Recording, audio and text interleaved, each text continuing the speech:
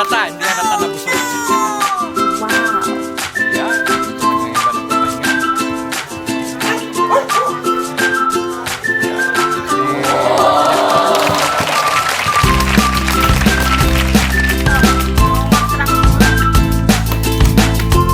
Ayan po, mapupunan na yung HQ natin.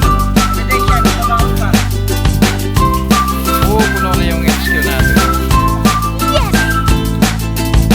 Pinipinit nila yung crabs yan, di ba? Pa-crabs kayo nga na si Inggit! Ang inggit, pikit!